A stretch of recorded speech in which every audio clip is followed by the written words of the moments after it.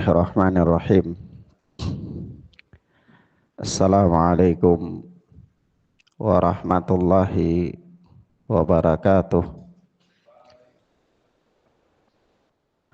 Walhamdulillahi hamdan katsiran thayyiban mubarakan fih kama yuhibbu rabbuna wa yarda. Asyhadu an la ilaha illallah wahdahu la syarika lah wa asyhadu anna Muhammadan abduhu wa rasuluh sallallahu alaihi wa ala alihi wa ashabihi wa man tabi'ahum bi ihsanin ila yaumil qiyamah. Amma ba'd. Akhwana fiddin, a'azzani Allahu wa iyyakum. Kita lanjutkan pelajaran kita, yakni pelajaran akidah salaf ashabul hadis. Kita masih berada pada bab atau pada pembahasan min adabi ashabil hadis, yakni adab-adab ashabul hadis. Dan telah berlalu kita katakan bahwa yang dimaksudkan dengan adab-adab dalam pembahasan ini adalah bagaimana para ahlul hadis menjaga diri mereka dan amalan mereka. Menjaga diri dan amalan. Naam. Ini bukan yang dimaksud adab di sini dalam pembahasan ini, bukan seperti pembahasan tentang adab-adab tidur, adab-adab makan, bukan ya. Tapi yang dimaksudkan adalah bagaimana ashabul hadis mereka memperhatikan dan menjaga amalan-amalan mereka dan menjaga diri mereka dari hal-hal yang dapat membinasakan. Menjaga diri mereka dari hal-hal yang dapat membinasakan. Naam. Sebab itu pada awal pembahasan ini Al-Imam As-Sabuni rahimana wa rahimahullah menyebutkan tentang pandangan ashabul hadis tentang diharamkannya apa? Segala macam minuman yang dapat memabukkan.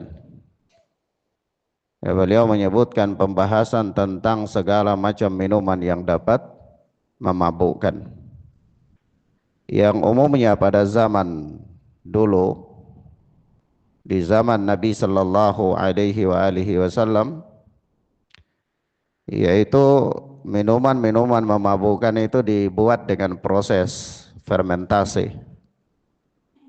Diambil dari difermentasikannya kurma atau apa madu atau apa jagung, biji-bijian atau kismis, gandum dan seterusnya. Sebab itu telah datang riwayat dari perkataan Umar ibn al-Khattab radhiyallahu ta'ala anhu, di mana beliau berkata, nazala tahrimul khamri wa hiya min khamsah. Turunnya keharaman khamar, dan khamar itu ada 5 jenis kata beliau, yaitu minal inab wat tamar wal hintah wal asal wasyair, yaitu dari anggur, dari kurma, dari gandum, madu dan syair. Naam. Kemudian kata Umar Ibn Al-Khattab, wal khamru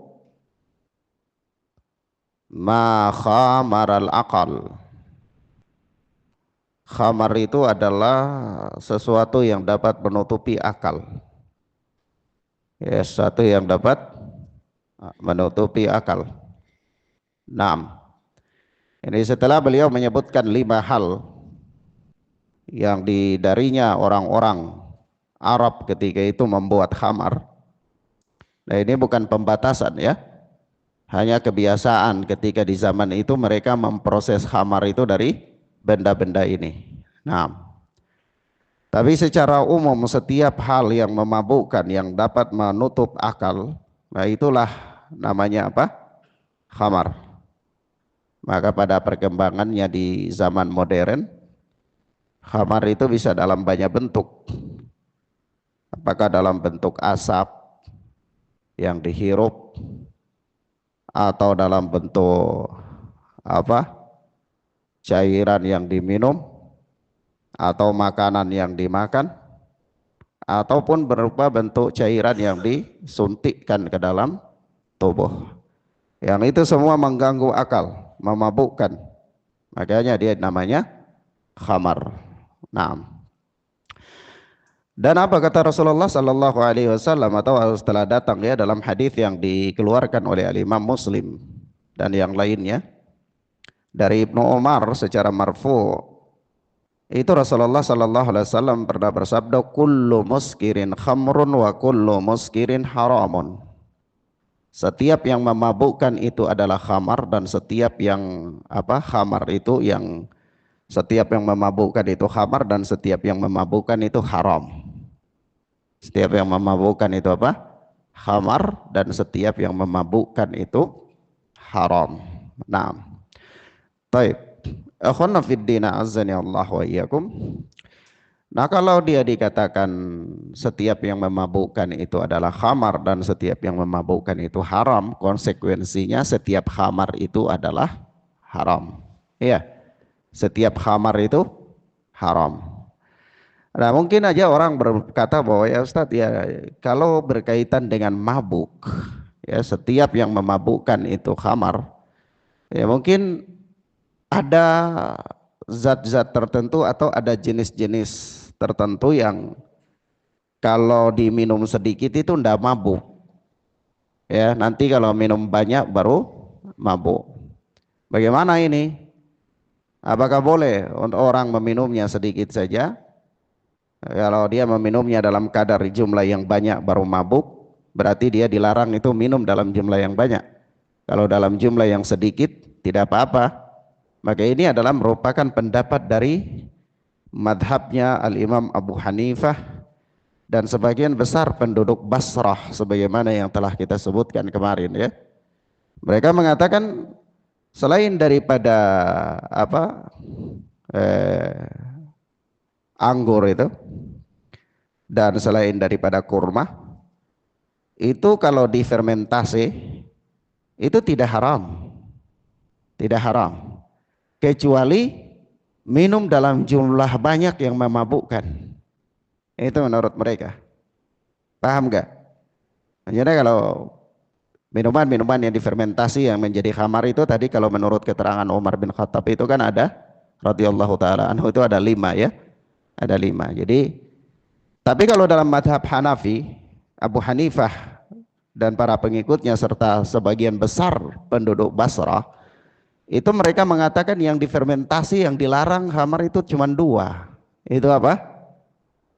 Yaitu anggur dan kurma. Anggur dan kurma saja. Rutab, kurma yang kurma mentah ya, mudah. Kalau lain dari itu tidak haram, kecuali minum dalam jumlah yang banyak. Kecuali minum dalam jumlah yang apa? Yang banyak. Kalau minum dalam jumlah yang sedikit, misalnya orang buat khamar dari jagung, kalau minum sedikit saja tidak apa-apa. Ya gitu menurut mereka. Orang buat khamar dari gandum, minum sedikit tidak apa-apa. Kalau minum dalam jumlah banyak, itu baru haram. Tapi ini tentu pendapat yang menyelisihi nas ya. Pendapat yang menyelisihi nas. Dan ini merupakan salah satu bukti yang menunjukkan kepada kita bahwa pendapat siapapun dari pendapat manusia ini itu harus dihadapkan kepada Al-Quran dan Sunnah, harus dihadapkan kepada nas. Bila mana dia sesuai dengan sejalan dengan nas, ya kita terima. Bila mana dia tidak sesuai dengan nas, maka kita tidak terima. Ya, nah, baik. Kemudian ada permasalahan Ustadz, kalau begitu kan berlaku ya, kalau kita baca riwayat-riwayat, itu di zaman Nabi itu ada namanya cuka. Ada namanya apa? Cuka.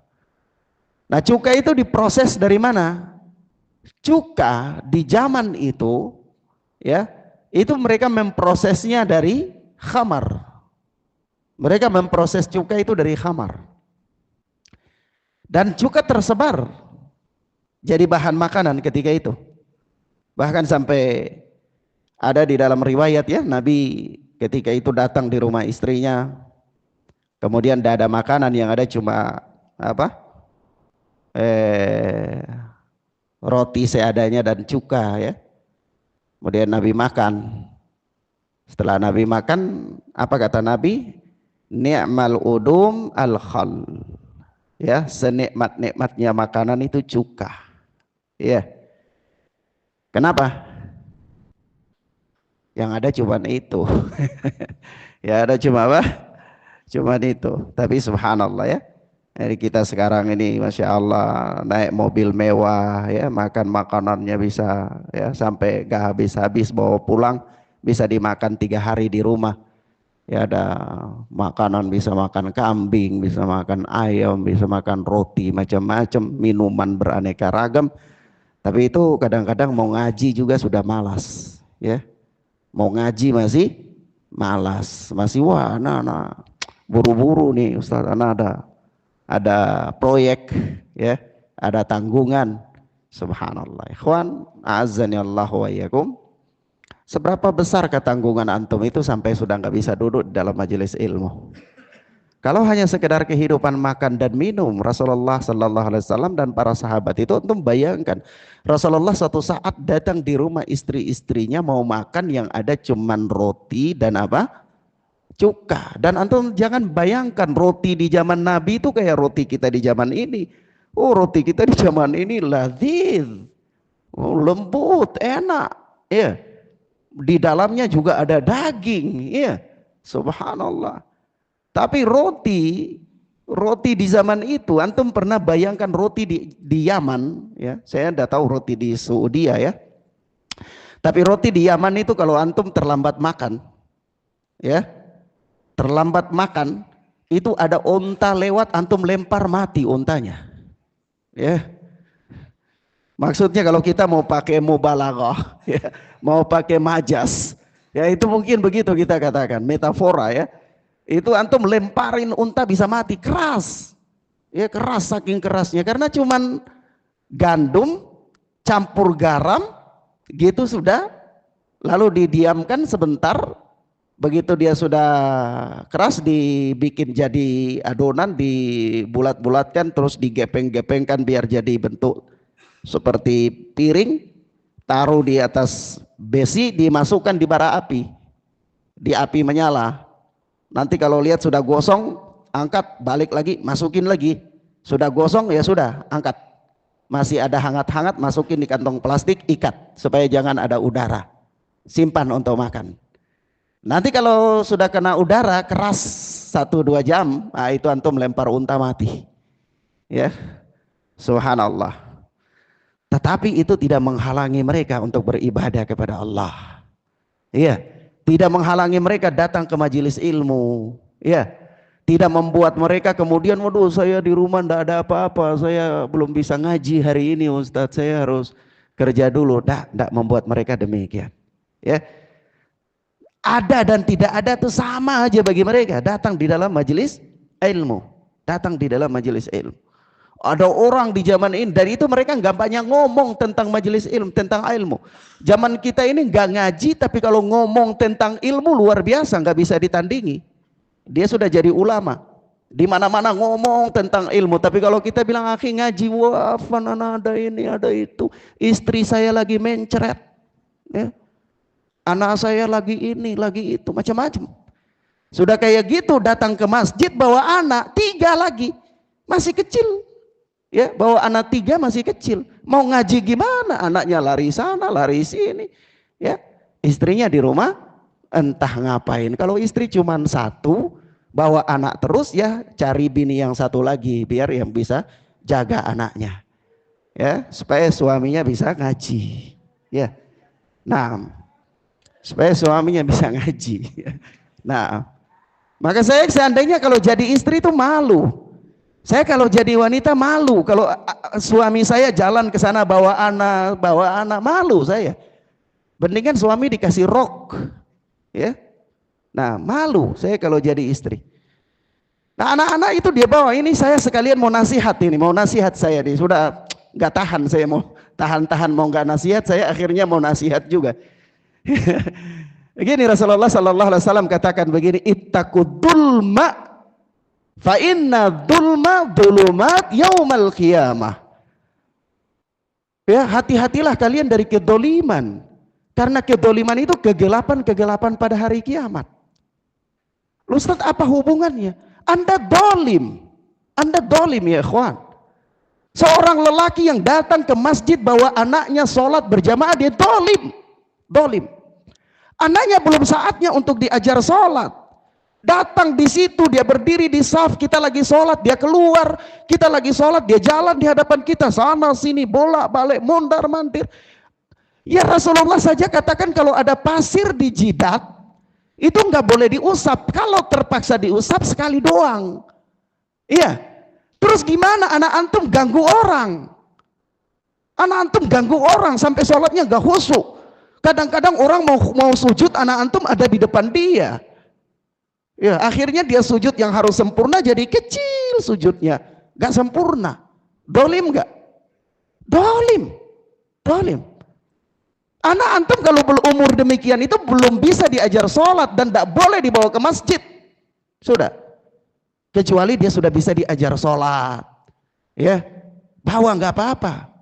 Tapi kalau belum bisa jangan. Kalau istri antum gak bisa jaga, cari istri baru, tambah. Supaya jaga anaknya, ya. Nah, ikhwana fiddin azani Allah wa iyyakum, ini nasihat ya, nasihat sekalian. Udah tahan anak gak mau nasihat, tapi rasanya udah 3 bulan anak lihat ini ya terpaksa. Detik-detik udah mau balik ini harus nasihat dulu. Ikhwana fiddin azani Allah wa iyyakum. Taib. Kemudian kita lihat di sini ada apa? Ada Rasulullah sampai mengatakan ni'mal udum al khal. Ya, senikmat-nikmatnya makanan itu cuka. Subhanallah, senikmat-nikmat makanan cuka. Maka bagaimana hukumnya cuka? Kalau kita lihat sejarah, kita lihat kehidupan bangsa Arab ketika itu, orang membuat cuka itu dari khamar. Tapi Rasulullah Sallallahu Alaihi Wasallam pernah ditanya ya dalam hadis Anas bin Malik, ditanya su'ila Rasulullah Sallallahu Alaihi Wasallam, Rasulullah Sallallahu Alaihi Wasallam pernah ditanya anil khamri ittakhadu atau tuttakhadu khalla, tentang khamar yang dibuat jadi cuka. Qal, beliau berkata la, jangan. Khamar jadi cuka, beliau katakan jangan. Cuka itu difermentasi dari khamar. Khamar difermentasi dari anggur ya, kurma dan lain-lain. Perhatikan kerangkanya begini. Khamar difermentasi dari anggur, dari jagung, dari sair, dari apa, kurma dan lain-lain. Cuka difermentasi dari khamar. Ketika khamar menjadi cuka, mau dibuat untuk jadi cuka, itu kata Nabi jangan. Tapi umumnya dalam kehidupan Nabi itu Nabi makan cuka. Dan dimaklumi di zaman itu cuka dibuat dari apa? Khamar. Kalau begitu apa hukumnya ini sebenarnya? Maka dari itu ikhwan fiddin azani Allah wa iyyakum, di sini Al-Imam An-Nawawi mengatakan begini, para ulama sepakat bahwa kalau khamar itu dia berubah dengan sendirinya tanpa diproses oleh manusia untuk menjadi cuka, maka itu boleh dan halal. Itu para ulama sepakat. Khamar kalau dia berubah dengan sendirinya sehingga hilanglah unsur-unsur khamar padanya, dia menjadi cuka, maka dia boleh dan dia halal. Prinsipnya suatu benda najis itu kalau berubah zat, berubah sifat, maka ke benda yang suci, maka dia menjadi suci. Paham ya? Secara alami atau secara ada campur tangan manusia. Misal gini, anjing, bangkai anjing, najis apa enggak? Haram apa enggak? Haram. Dibakar sampai jadi debu, debunya itu suci apa enggak? Jangan ragu-ragu, debu ini suci enggak? Suci. Kenapa suci? Dia bukan anjing lagi, dia sudah jadi debu. Zatnya sudah berubah, sifatnya sudah berubah. Begitu. Paham ya? Mafhum ya ikhwan? Khamar dia berubah dengan sendirinya menjadi cuka. Zat cuka itu sudah tidak ada padanya zat khamar, maka dia menjadi halal ya, suci dan halal. Baik. Pertanyaan, bolehkah memprosesnya, memproses khamar? Kalau dia berubah secara alami itu boleh, tapi kalau orang memproses dia, memproses khamar menjadi cuka, itu boleh apa tidak? Para ulama khilaf. Para ulama khilaf. Kenapa para ulama khilaf? Sisi khilaf mereka itu adalah begini. Kalau khamar itu diproses oleh manusia, itu diizinkan, dibolehkan, niscaya manusia akan menyimpan khamar di rumah-rumah mereka dengan alasan untuk mau membuat cuka. Mudarat enggak? Mudarat enggak? Mudarat. Orang akan berjalan di jalan-jalan ke sana kemari dengan legal membawa khamar yang ini diharamkan oleh Allah dan Rasul hanya dengan alasan mau buat cuka. Paham? Maka dari itu di dalam masalah ini pendapat yang paling adil adalah memprosesnya itu adalah haram. Memprosesnya apa? Haram. Tapi kalau dia sudah jadi cuka, halal apa enggak? Halal. Kalau dia sudah jadi cuka apa? Halal. Tapi memprosesnya adalah haram. Mafhum ya? Sebab itu Rasulullah sallallahu alaihi wasallam ketika mengatakan ni'mal udum al-khalla, ni'mal udum al-khalla, senikmat-nikmatnya makanan itu cuka, lauk itu cuka, senikmat-nikmat lauk itu cuka, itu Rasulullah tidak jelaskan. Tidak memberikan penjelasan panjang lebar. Tidak memberikan penjelasan panjang lebar, tapi Nabi cuman mengatakan di dalam hadis yang lain kalau khamar dibuat jadi cuka tidak boleh. Sementara orang ketika itu memproses khamar menjadi cuka. Jadi Nabi nggak pernah tanya ini khamar cuka yang dimakan ini melalui proses orang atau terjadi dengan sendirinya. Nabi nggak tanya itu. Mafhum ya? Maka finishnya, hasil akhirnya itu yang cuka itu halal. Paham maksudnya? Tapi perbuatan memproses itu ada dalam nas yang melarangnya, maka dia menjadi haram. Ada satu kaidah penting di sini yang Anda ingin katakan begini. Tapi sampai di sini antum paham maksudnya nih? Paham ya? Baik. Saya ingin katakan begini, ada kaidah begini. Ta'khirul bayan indal hajah la yajuz. Ketika mengakhirkan penjelasan di saat penjelasan itu dibutuhkan, tidak boleh. Tidak boleh mengakhirkan penjelasan di saat penjelasan itu dibutuhkan, itu tidak boleh. Paham maksudnya? Sehingga kalau ada satu keterangan lalu Nabi tidak melanjutkan penjelasannya, padahal menurut kita masih butuh penjelasan lanjutan, tapi Nabi tidak melanjutkannya, itu artinya penjelasannya cukup sampai di situ. Jangan ada penjelasan lanjutan. Mafhum? Contoh, Ketika Nabi mengatakan begini,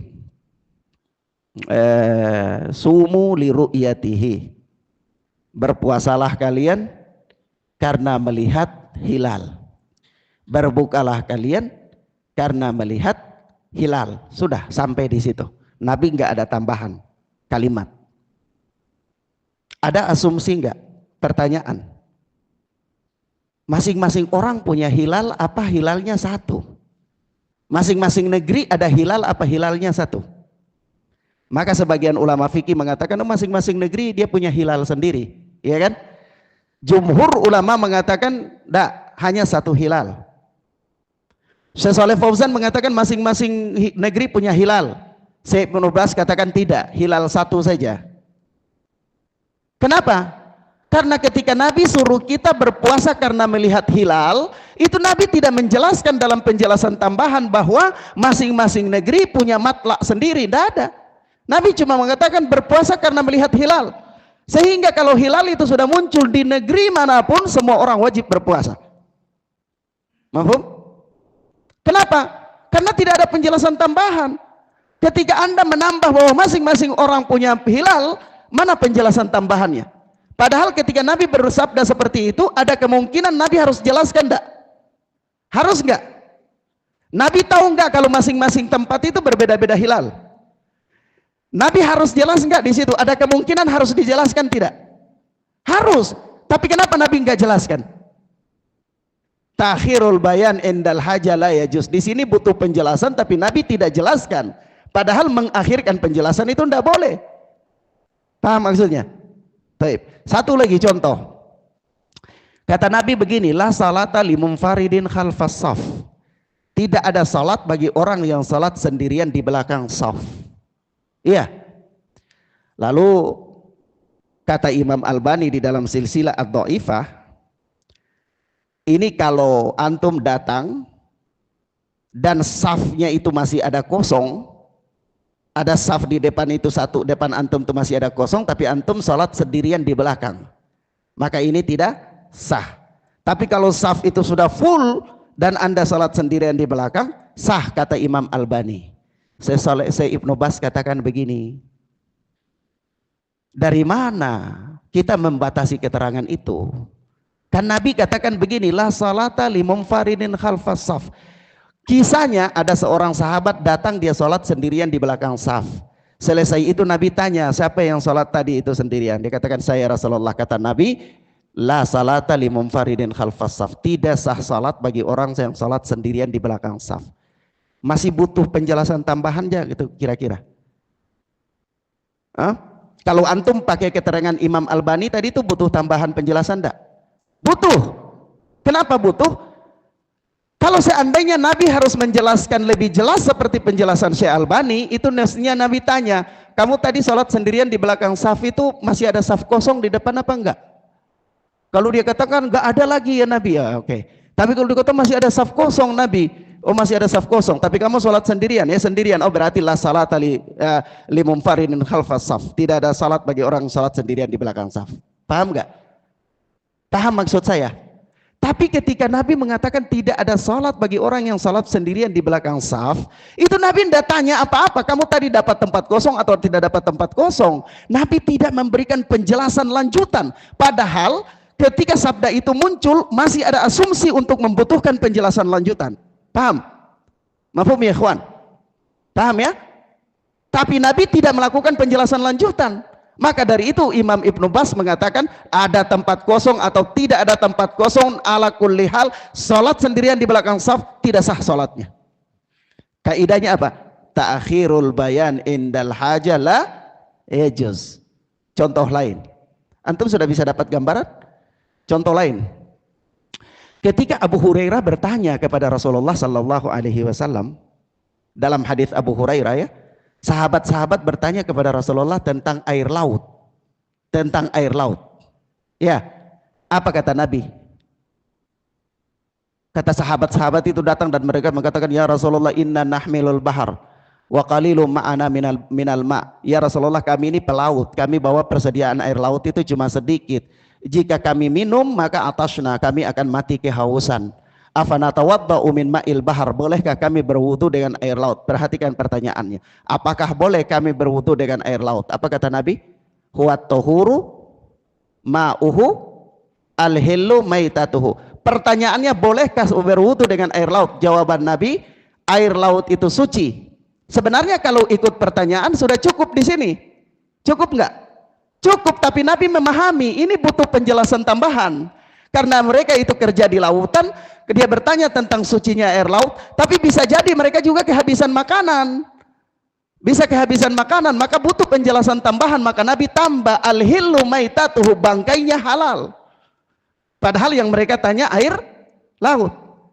Karena ada asumsi penjelasan tambahan ini ada dan harus ada, maka Nabi mengatakan al-hillu maitatuhu. Padahal pertanyaan mereka cuman tentang sucinya air laut apa tidak. Jadi di situ takhirul bayan indal haja la yajuz. Mengakhirkan penjelasan ketika penjelasan itu dibutuhkan tidak boleh. Paham ya, kawan? Paham ya? Sehingga asumsinya kalau butuh penjelasan dan itu harus ada, maka pasti Nabi sampaikan. Nabi tidak akan mungkin mengakhirkannya.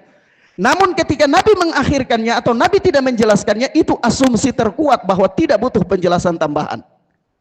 Begitu. Paham ya, kawan? Mafhum ya? Sampai di situ paham ya? Baik. Demikian ikhwan fiddin azani Allah wa iyyakum. Kemudian apa namanya? Pertanyaan berikut. Jadi di situ kerangka berpikir kita tentang khamar diproses jadi cukai itu haram, tapi kalau dia sudah jadi cukai itu halal. Taib. Pertanyaan berikut. Ustadz, bagaimana kalau ada makanan-makanan yang ada padanya bahan khamar, bahan alkohol ya misalnya ya. Beberapa jenis makanan barangkali kalau ibu-ibu itu biasanya masak roti mungkin pakai ragi ya, atau ada minyak wangi mungkin ada alkoholnya, atau ada obat-obatan yang ada juga di dalamnya alkoholnya, mungkin seperti obat-obat flu atau yang semisalnya. Bagaimana hukumnya? Oke, kita katakan jenis-jenis khamar itu kan alkohol ya. Jadi alkohol itu salah satu unsur di dalam unsur khamar. Jadi bukan satu-satunya unsur khamar itu alkohol, bukan. Khamar itu ada beberapa unsur, satu unsurnya itu adalah alkohol. Sementara jenis-jenis alkohol itu ada yang dapat menguap apabila dipanaskan, atau jenis alkohol itu juga ada yang memang dia hanya sebagai bahan pengawet, iya kan? Atau jenis alkohol itu ada yang orang fisika bagus kalau dia kalau kita katakan itu ada etanol, jenis alkohol itu ada etanol, jenis juga ada metanol, juga ada isopropil ya, isopropil ada 3 jenis ya. Kalau etanol itu biasanya dibuat untuk jadi pengawet, pengawet ya, barangkali ya. Iya. Dan ini ini bahan utama dalam khamar. Etanol itu bahan utama khamar. Etanol itu bahan utama khamar. Kalau metanol itu jenis yang digunakan untuk meracik ya, obat-obatan. Oleh sebab itu Syekh Ibnu Utsaimin dalam bab ini beliau katakan begini, kalau dalam obat-obatan ada zat khamar, salah satu zat khamar ya, zat alkohol itu makruh hukumnya. Dia bukan haram tapi dia makruh. Dia makruh. Sama dengan ada minyak wangi yang ada di dalamnya alkohol, dia makruh apa haram? Menurut pendapat Al-Imam Al-Albani dia haram, menurut pendapat Syekh Ibnu Utsaimin dia makruh. Dia makruh. Kenapa? Karena dia bukan murni khamar. Dia bukan murni khamar. Ya. Nah, maka dari itu kalau kita bicara tentang Bahan khamar itu sebenarnya bukan hanya ada di di alkohol itu, tapi buah-buah itu ada mengandung bahan khamar. Apel ada mengandung bahan khamar. Alpukat ada mengandung bahan khamar. Kelapa ada mengandung bahan khamar. Jadi kalau hanya sebatas bahan khamar dia bukan murni, itu dia halal. Paham maksudnya? Paham ya? Nah, nanti itu ada dalam Mausu'ah Al-Fiqhiyah, fatwa Mausu'ah Al-Fiqhiyah Al-Kuwaitiyah. Itu jadi intinya adalah kalau di dalam bahan-bahan tersebut dia bukan khamar murni, ya, maka hukumnya apa? Makruh. Boleh maksudnya. Hukumnya apa?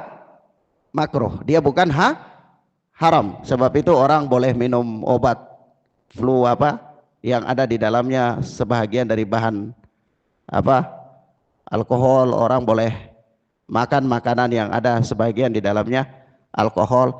Tapi di negara-negara Islam mereka dalam rangka menutup jalan-jalan untuk terjadi kemungkaran, maka benda-benda yang sangat berpotensi untuk dibuat jadi khamar itu dilarang. Seperti di negara Arab Mamlakatus Saudiyah, mereka melarang apa? Pala. Pala itu diharamkan masuk di Mamlakah Saudiyah. Kenapa haram? Pala itu bahan yang paling sangat bisa menjadi bahan khamar, memabukkan.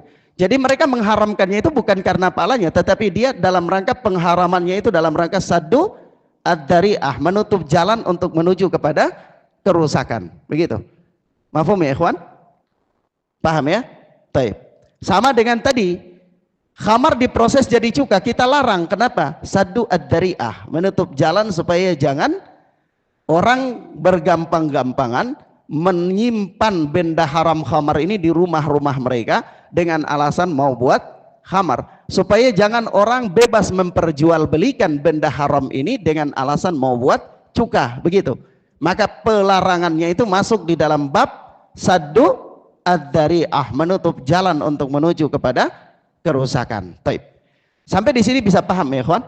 Nah, jadi ini kaidah umum, dan ini umum. Ini berlaku kepada semua perkara yang semisal. Semua perkara yang semisal. Naam.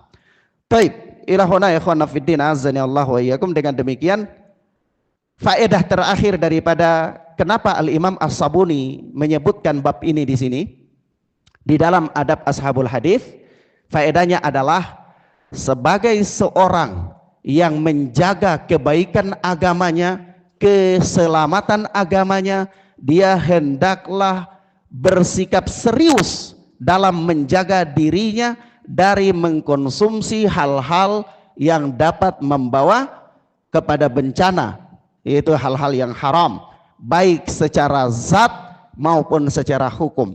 Zat yang haram ya khamar, maklum di zaman itu, tapi secara hukum ya banyak, riba, harta curian, harta macam-macam. Ini sebagai seorang yang memperhatikan agamanya, hendaklah dia menjaga dirinya dari memasukkan ke dalam tubuhnya hal-hal yang haram. Begitu maksudnya.